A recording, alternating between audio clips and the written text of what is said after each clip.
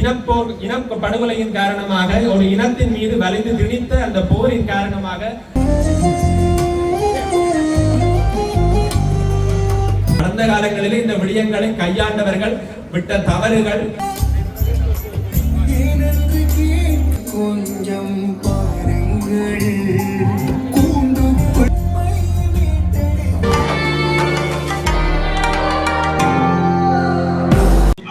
வணக்கம் கூட இந்த காணொலியில் வந்து நாங்கள் இப்போ எங்கே நிற்கிறோம்னு சொன்னால் யாழ்ப்பாண பல்கலைக்கழகத்துக்கு முன்னுக்கு நின்று வந்துருக்கோம்.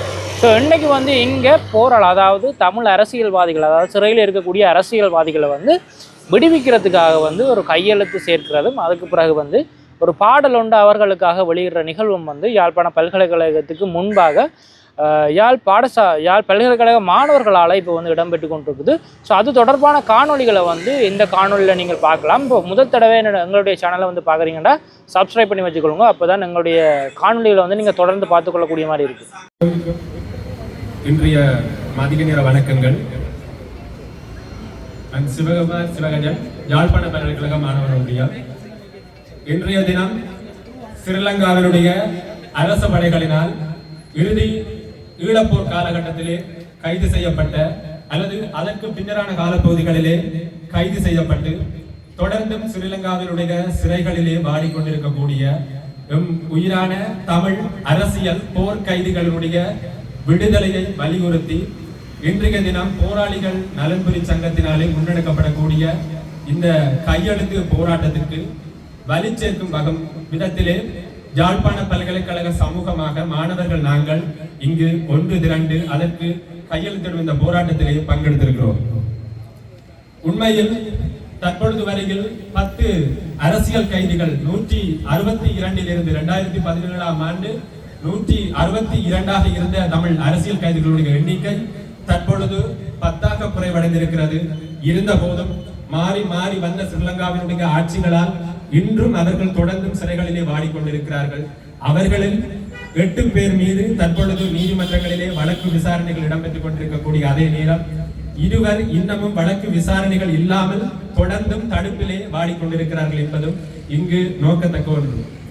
தற்பொழுது ஸ்ரீலங்காவினுடைய அரசாங்கம் நல்லிணக்கம் தொடர்பான உரையாடலை இந்த நாட்டிலே அதிகம் பேசிக் கொண்டிருக்கிறது. கிளீன் ஸ்ரீலங்கா என்கின்ற ஒரு புதிய செயற்திட்டத்தை இந்த அரசு இந்த நாட்டிலே முன்னெடுத்துக் கொண்டிருக்கிறது.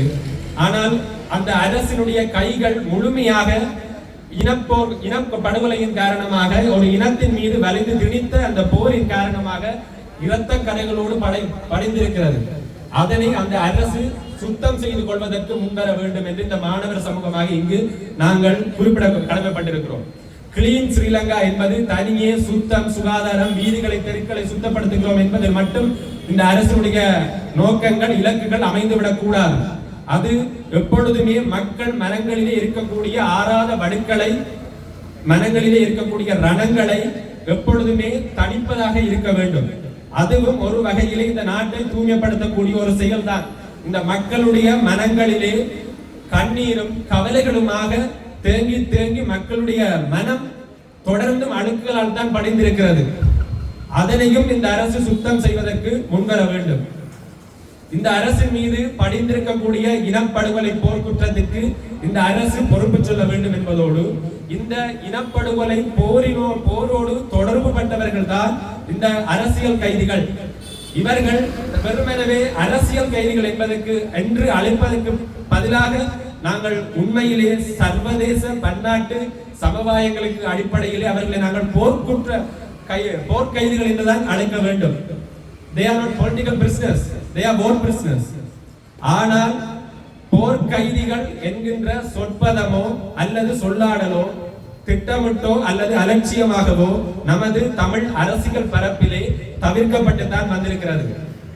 ஆனால் எமது இனப்படுகொலை போர் அதே போல மீது திணித்து கொண்டிருக்கக்கூடிய இந்த போர் தொடர்பான சர்வதேச நாடுகளினுடைய கவனத்தை ஈர்ப்பதற்கு இந்த அரசியல் கைதிகள் தொடர்பான பிரச்சனை என்பது ஒரு சர்வதேச பிரச்சனையாக மாற்றப்பட வேண்டும்.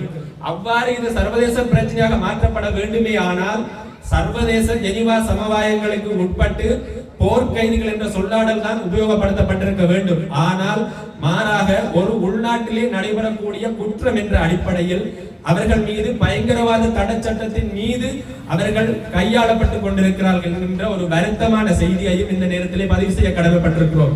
கடந்த காலங்களிலே இந்த விடயங்களை கையாண்டவர்கள் விட்ட தவறுகள் தற்பொழுது எம்மீது இப்பொழுது மேலே காணப்படுகிறது. இருந்த போதும் எஞ்சியுள்ள 10 அரசியல் போர் கைதிகளை விடுதலை செய்வதற்கேனும் இந்த ஸ்ரீலங்காவினுடைய இந்த நல்லிணக்கம் பேசக்கூடிய இந்த அரசு முன்வர வேண்டும். அதிலும் குறிப்பாக ஒவ்வொரு அரசுகளுமே மாறி மாறி வந்து கொண்டிருக்கின்ற ஒவ்வொரு தருணங்களிலுமே தாங்கள் ஒரு நல்லாட்சி முகத்தை தான் வெளிப்படுத்திக் கொண்டிருக்கிறார்கள். ஆனால் அவை எவ்விதத்திலுமே தமிழ் மக்களுக்கு நல்லாட்சியாக இருப்பதும் இல்லை, இருந்ததும் இல்லை. ஒருவேளை தேசிய மக்கள் சக்தி தலைமையிலான அரசு தமிழ் மக்களின் மனங்களை உண்மையிலேயே வெல்ல வேண்டுமாக இருந்தால் நீங்கள் நிறைவேற்றலை விடுகிறோம் அல்லது தமிழ் மக்களுடைய உணர்வுகளோடு தொடர்பட்ட விடயங்களை விடுகிறோம் என்ற பாணியிலான நடவடிக்கைகளை விடுத்து உண்மையான நல்லிணக்கத்துக்கு நீங்கள் வர வேண்டும் என்பதை இந்த நேரத்திலே கூறிக்கொள்ள விரும்புகிறோம். உண்மையான நல்லிணக்கம் என்பது எனது காலிலே நோய் ஒன்று ஏற்பட்டிருக்கிறது என்று சொன்னால் காலை வெட்டி அகற்றுவது அல்ல, அந்த காலிலே ஏற்பட்டிருக்கக்கூடிய நோய்க்குரிய மருந்தை நிவாரணத்தை வழங்க வேண்டும். ஆனால் ஸ்ரீலங்காவினுள்ளே நிலவக்கூடிய அனைத்து சிங்கள ஆட்சிகளும் காலை வெட்டி எறிவதில் தான் குறியாக இருக்கிறார்களே தவிர தமிழ் மக்களின் மனவடுக்களையோ அல்லது சுயநிர்ணயத்துக்கான கோரிக்கையோ அல்லது தமிழ் மக்களுடைய தாயக கோரிக்கையோ ஏற்பதாக தெரியவில்லை. இந்த தமிழ் அரசியல் கைதிகளுடைய பிரச்சனை தாயக பிரச்சனைகளுடைய ஒரு நீட்சி தான் என்பதையும் இந்த நேரத்திலே பதிவு செய்கிறோம். யாழ்ப்பாண பல்கலைக்கழக மாணவர் சமூகமாக நன்றி, வணக்கம். இப்பொழுது அந்த மாணவர்களுடைய கையெழுத்து வைக்கிற நிகழ்வு வந்து ஆரம்பமாகி இருக்குது. ஸோ இதை தொடர்ந்து இந்த மாணவர்களால் வெளியிடப்படக்கூடிய பாடல் ஒன்றும் வெளியிடப்பட இருக்குது இந்த நிகழ்விலேயே.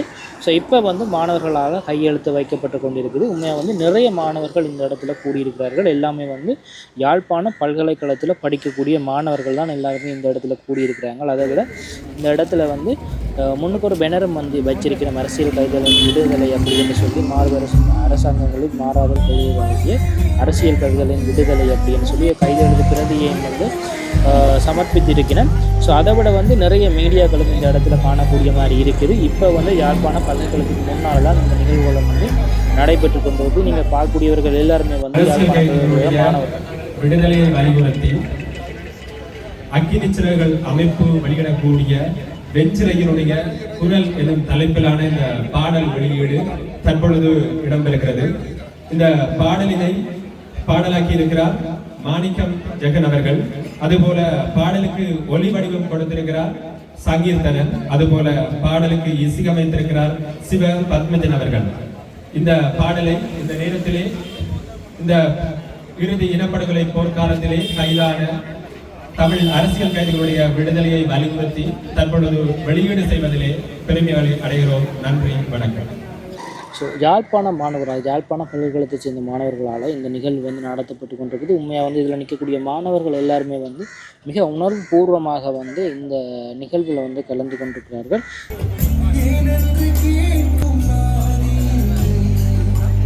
இவ்வாறான நிகழ்வுகள் வந்து பார்த்திங்கன்னு சொன்னால் ஒவ்வொரு வருடமுமே வந்து இந்த பாடசாலை அதாவது இந்த பல்கலைக்கழக மாணவர்களால் வந்து எங்களால் அடிக்கடி நடத்தப்பட்ட ஒன்றாக தான் இருந்து கொண்டு வருது. ஆனாலும் வந்து இதுக்குடைய தீர்வுகள் வந்து கிடைக்கிறதா அப்படின்னு சொன்னால் அது வந்து ஒரு சந்தேகத்தின் அடிப்படையில் தான் போய்கொண்டிருக்குது. ஆனாலும் வந்து மாணவர்களால் தொடர்ந்தும் இந்த நிகழ்வுகள் வந்து நடத்தப்பட்டு கொண்டு வருகிறது.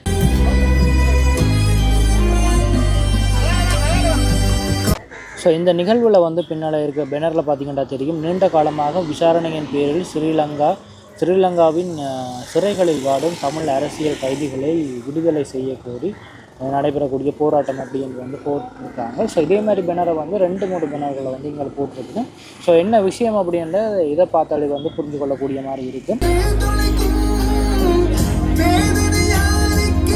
ஸோ தொடர்ந்து வந்து எங்களுடைய யூடியூப் தளத்தோட இணைந்திருங்கள். என்னென்னு சொன்னால் யாழ்ப்பாணத்தில் நடக்கக்கூடிய நிறைய நிகழ்வுகள் சம்பந்தமான பதிவுகளை வந்து தொடர்ந்து போட்டுக்கொண்டிருக்கும். நீங்கள் உலகத்தில் எங்கே இருந்தாலும் வந்து அந்த நிகழ்வுகளை வந்து நீங்கள் பார்த்துக்கொள்ளக்கூடிய மாதிரி இருக்கும். ஸோ கண்டிப்பாக வந்து தொடர்ந்து இணைந்திருங்க. ஸோ இந்த வீடியோக்கள் தொடர்பான கருத்துக்களையும் வந்து கண்டிப்பாக கீழே பதிவிடுங்க. ஸோ இவ்வாறான நடவடிக்கைகள் வந்து தொடர்ந்தும் வந்து சேர வேண்டியவர்களுக்கு வந்து போய் சேர வேணும் அப்படின்றது தான் எங்களுடைய ஒரு நோக்கமாகவும் இருக்குது. ஸோ கண்டிப்பாக வந்து முடிஞ்ச அளவுக்கு வந்து இந்த காணொலிகளையும் வந்து ஷேர் பண்ணுங்கள். அப்போ தான் நிறைய பேருக்கு வந்து இது போய் சேரும். அப்போ தான் இவர்களுடைய ஒரு போராட்டத்துக்கு வந்து உண்மையான நியாயம் கிடைத்த மாதிரி இருக்கும்.